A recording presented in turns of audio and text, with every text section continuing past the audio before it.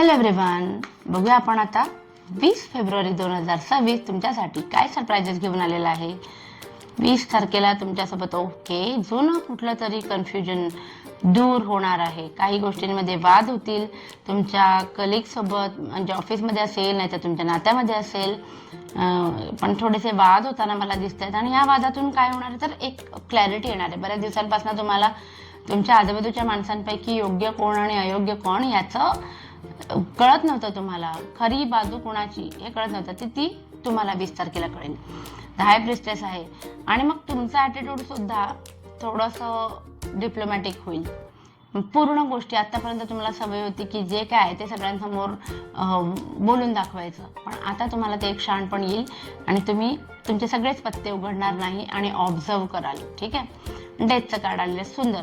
Death म्हणजे मृत्यू नाही, डेथ म्हणजे death of all pain and sorrows. So जुन्या काही जखमा चिघळून ठेवल्या होत्या त्या सगळ्या भरतील.